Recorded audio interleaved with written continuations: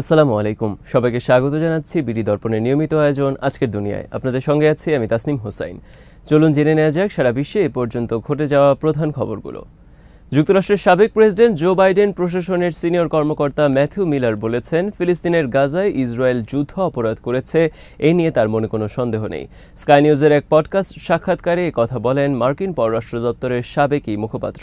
সাক্ষাৎকারে গাজা যুদ্ধের পাশাপাশি বাইডেন প্রশাসনের অভ্যন্তরীণ মতবিরোধ, টানাপোড়েন ও নানা চ্যালেঞ্জ নিয়ে কথা বলেন মিলার। 2023 সাল থেকে বাইডেনের মেয়াদ শেষ হওয়া পর্যন্ত মার্কিন পররাষ্ট্র দপ্তরের মুখপাত্র হিসেবে মিলার দায়িত্ব পালন করেন। গাজায় গণহত্যার অভিযোগ সম্পর্কে জানতে চাইলে মিলার বলেন, আমি মনে করি না এটা গণহত্যা, কিন্তু ইসরায়েল যুদ্ধ অপরাধ করেছে এই বিষয়ে আমার কোনো সন্দেহ নেই।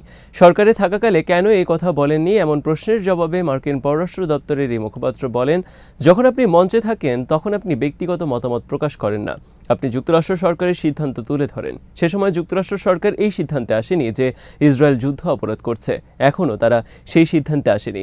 নিজের বক্তব্য ব্যাখ্যা করতে গিয়ে মিলার বলেন, যুদ্ধ অপরাধ নিয়ে দুটি দৃষ্টিভঙ্গি রয়েছে। একটি হলো, যদি কোনো রাষ্ট্র ইচ্ছাকৃতভাবে যুদ্ধ অপরাধের নীতি অনুসরণ করে কিংবা এমন কোনো আচরণ করে যা যুদ্ধ অপরাধকে সহায়তা বা প্ররোচনা দেয়, তখন প্রশ্ন ওঠে রাষ্ট্র নিজেই কি যুদ্ধ অপরাধ করছে। সাবেক বাইডেন প্রশাসনের সিনিয়র এই কর্মকর্তা বলেন, তিনি মনে করেন কিছু নির্দিষ্ট ঘটনায় যুদ্ধ অপরাধ হয়েছে। ইসরায়েলি সেনা ও ইসরায়েলি সামরিক বাহিনীর সদস্যরা এই যুদ্ধ অপরাধ করেছেন। গাজা নীতি নিয়ে বাইডেন প্রশাসনের অবস্থান সম্পর্কে প্রশ্ন করা হলে মিলার বলেন, যুক্তরাষ্ট্র ইসরায়েল সম্পর্ক নিয়ে প্রশাসনের ভেতরে ছোট বড় মতবিরোধ ছিল। নীতি কিভাবে পরিচালনা করা হবে তা নিয়ে শুরু থেকেই মতবিরোধ ছিল। কিছু ছিল বড় ধরনের মতবিরোধ, কিছু ছোট। গাজা উপত্যকায় সোমবার সন্ধ্যায় দখলদার ইসরায়েলি সেনাদের উপর বড় ধরনের একটি হামলা চালিয়েছে প্রতিরোধ যোদ্ধারা। এতে 3 সেনা নিহত হওয়ার কথা স্বীকার করেছে ইসরায়েলি বাহিনী, তবে প্রকৃত হতাহতের সংখ্যা আরও বেশি হতে পারে। ইসরায়েলি গণমাধ্যমের খবরে বলা হয়েছে, গাজায় কঠিন নিরাপত্তা পরিস্থিতি এখনও বহাল রয়েছে এবং বিভিন্ন জায়গায় যুদ্ধ চলছে। অন্তত 3টি হেলিকপ্টার এসব জায়গা থেকে সেনাদের সরিয়ে নিতে কাজ করছে। রিপোর্টে বলা হয়, জাবালিয়া একটি জটিল হামলায় সেনারা নিহত ও আহত হয়েছে। তারা 9ম ব্রিগেডের সদস্য। ওই এলাকায় ইসরায়েলি হেলিকপ্টার থেকে ব্যাপক গোলাবর্ষণ করা হচ্ছে এমন খবর দিয়েছে কিছু মিডিয়া। লড়াই চলার কারণে আহত ও নিহত সেনাদের তাৎক্ষণিকভাবে উদ্ধার করতে পারেনি ইসরায়েলি বাহিনীর rescue team. Times of Israel জানিয়েছে, সেনাবাহিনী যে 3 সেনার মৃত্যুর কথা স্বীকার করেছে তারা পদবিতে স্টাফ সার্জেন্ট। তাদের মধ্যে 2 জনের বয়স 20 বছর, একজনের 22 বছর। 5 সেনা কর্মকর্তা একটি হামভি সাজোয়াজানে যাওয়ার সময় তাদের গাড়ি লক্ষ্য করে বিস্ফোরণ ঘটানো হয়।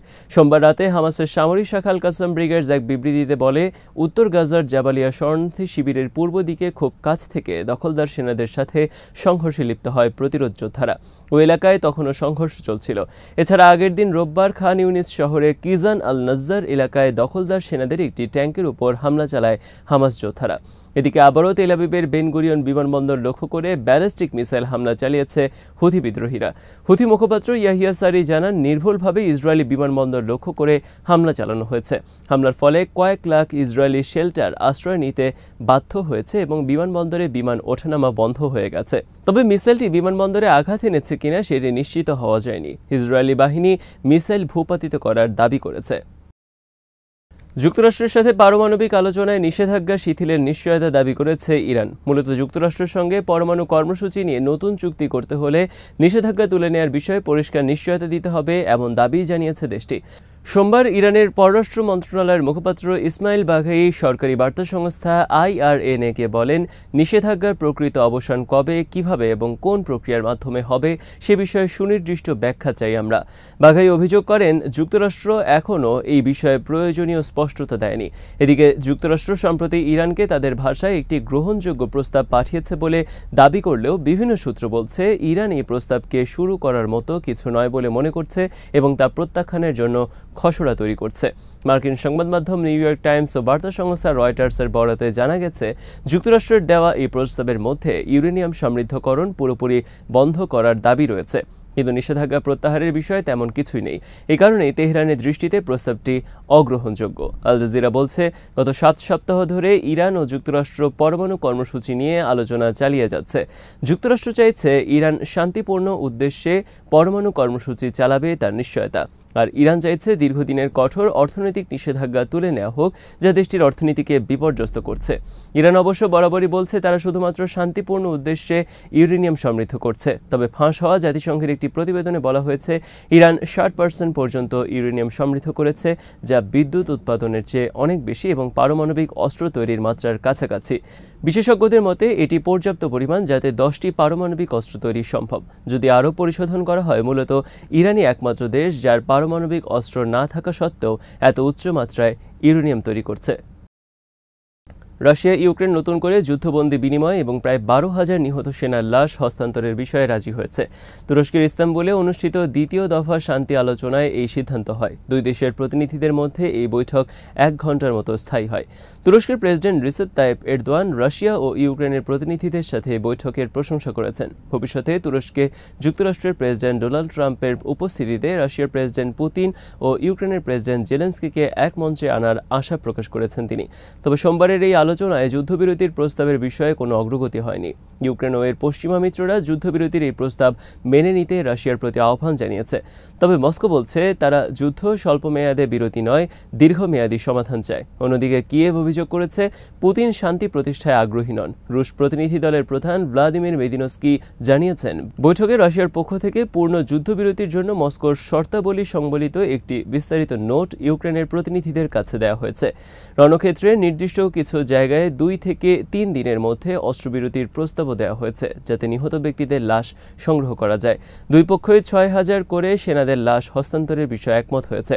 এর পাশাপাশি যুদ্ধের সময় গুরুতর আহত এবং তরুণ বন্দীদের অগ্রাধিকার দিয়ে আরেক দফা বড় পরিসরে যুদ্ধবন্দী বিনিময়ের সিদ্ধান্ত হয়েছে। 15 মে ইস্তাম্বুলে অনুষ্ঠিত প্রথম দফা আলোচনার পর দুই দেশের মধ্যে 1,000 করে বন্দী বিনিময় হয়েছিল। পবিত্র হজ পালনের লক্ষ্যে সৌদি আরবের পবিত্র মক্কায় 13 লাখেরও বেশি হজযাত্রী জমায়েত হয়েছেন। আগামী বুধবার চলতি বছরের হজ অনুষ্ঠিত হবে। হজের আগে সৌদি আরবে প্রচণ্ড তাপ প্রবাহ শুরু হয়েছে। অতীতের অভিজ্ঞতার আলোকে নিরাপদে হজ পালনের জন্য প্রয়োজনীয় ব্যবস্থা জোরদার করেছে সৌদি কর্তৃপক্ষ। সৌদি আবহাওয়া অধিদপ্তরের পূর্বাভাস বলছে চলতি সপ্তাহে মক্কা ও আশপাশের অঞ্চলে তাপমাত্রা 40 ডিগ্রি পর্যন্ত ছাড়িয়ে যেতে পারে। এই পরিস্থিতিতে বিশ্বের অন্যতম বৃহৎ ধর্মীয় জনসমাগম ঘিরে নিরাপত্তা ও স্বাস্থ্যসেবা নিশ্চিত করতে বিশেষ প্রস্তুতি নেওয়া হচ্ছে। হজ ইসলামের 5টি মূল স্তম্ভের একটি। শারীরিক ও আর্থিকভাবে সক্ষম প্রত্যেক মুসলিমের জীবনে অন্তত একবার হজ পালন করা ফরজ। সৌদি কর্মকর্তারা জানিয়েছেন গত শুক্রবার পর্যন্ত 13 লাখেরও বেশি হজযাত্রী সৌদি আরবে পৌঁছেছেন। এবারের হজ ব্যবস্থাপনায় 40টিরও বেশি সরকারি সংস্থা এবং 2.5 লাখ কর্মকর্তা কর্মচারী মোতায়েন করা হয়েছে। গত কয়েক বছর ধরে গ্রীষ্মকালে হজ অনুষ্ঠিত হচ্ছে। 2024 সালের ভয়াবহ গরমে কয়েকশো হজযাত্রীর মৃত্যু হয়েছিল। তাই এবারের প্রস্তুতিতে তাপজনিত ঝুঁকি মোকাবেলায় জোর দেওয়া হয়েছে। সৌদি হজমন্ত্রী তৌফিক আল রাবিয়া জানিয়েছেন এবার মক্কায় ছায়াযুক্ত এলাকার পরিমাণ বাড়িয়ে 50,000 বর্গমিটার করা হয়েছে। মোতায়েন করা হচ্ছে অতিরিক্ত কয়েক হাজার চিকিৎসক, 4 শতাধিক শীতলীকরণ ইউনিট। নজরদারিতে যুক্ত হচ্ছে সর্বাধুনিক এআই সিস্টেম। হজ পালনকারী লাখো মানুষের জনস্রোত নিয়ন্ত্রণে ড্রোন থেকে প্রাপ্ত ভিডিও ও তথ্য বিশ্লেষণ করে সহায়তা নেওয়া হবে। ব্রিটিশ প্রধানমন্ত্রী কিয়ার স্টারমার সোমবার ঘোষণা দিয়েছেন বিশ্বে ক্রমবর্ধমান অস্থিরতা ও রাশিয়ার আগ্রাসনের মুখে দেশকে যুদ্ধের জন্য প্রস্তুত অবস্থায় নিয়ে যেতে হবে। নতুন প্রতিরক্ষা কৌশলের অংশ হিসেবে 12টি আক্রমণাত্মক সাবমেরিন নির্মাণের পরিকল্পনা ছাড়াও পারমাণবিক ও অন্যান্য অস্ত্রের ক্ষেত্রে বিলিয়ন পাউন্ড বিনিয়োগের ঘোষণা দিয়েছেন। স্কটল্যান্ডের গ্লাসগো শহরে একটি শিল্প প্রতিষ্ঠানে বক্তব্য দিতে গিয়ে স্টারমার বলেন, আমরা এখন যে হুমকির মুখে আছি তা আমাদের স্নায়ুযুদ্ধের পর সবচেয়ে তাৎপর্যপূর্ণ, তাৎক্ষণিক ও অনিশ্চিত। ইউরোপে যুদ্ধ, নতুন পারমাণবিক ঝুঁকি, প্রতিদিন সাইবার আক্রমণ এবং ব্রিটিশ সমুদ্রসীমা ও আকাশে রাশিয়ান আগ্রাসন এর প্রমাণ। আমি বিশ্বাস করি সংঘাত প্রতিরোধের সেরা উপায় হলো তা মোকাবেলার জন্য প্রস্তুত নেওয়া। নিউ ইয়র্ক টাইমসের প্রতিবেদনে বলা হয়েছে স্টারমার এমন এক সময়ে এই ঘোষণা দেন যখন ইউক্রেন যুদ্ধ তীব্রতর হচ্ছে এবং যুক্তরাষ্ট্র ইউরোপ থেকে কিছুটা সরে আসছে। সেই সাথে বিশ্বজুড়ে উত্তেজনা বাড়ছে। ইউক্রেনের ড্রোন হামলায় রাশিয়ার ভেতরে 4টি বিমান ঘাঁটি ক্ষতিগ্রস্ত হওয়ার কয়েক ঘণ্টা পরই স্টারমার তার পরিকল্পনা তুলে ধরেন। ব্রিটিশ সরকারের প্রতিরক্ষা কৌশল পর্যালোচনার দায়িত্বে রয়েছেন সাবেক ন্যাটো মহাসচিব জর্জ রবার্টসন। এই পর্যালোচনায় রয়েছে দূরপাল্লার 7,000 ব্রিটিশ অস্ত্র সংগ্রহ, নতুন সাইবার কমান্ড গঠন এবং 1 বিলিয়ন পাউন্ডের ডিজিটাল সক্ষমতা বিনিয়োগ। এছাড়া ইউক্রেন যুদ্ধের অভিজ্ঞতা কাজে লাগিয়ে ড্রোন নির্মাণ ও গোলাবারুদ মজুদ বৃদ্ধির পরিকল্পনাও রয়েছে। আরও 1.5 বিলিয়ন পাউন্ড ব্যয় করা হবে সেনা সদস্যদের আবাসন উন্নয়নে, যাতে নতুন করে সেনা নিয়োগ ও ধরে রাখার হার বাড়ে। বর্তমানে ব্রিটিশ সেনাবাহিনীতে জনবল নেপোলিয়নের সময়ের পর সর্বনিম্ন পর্যায়ে।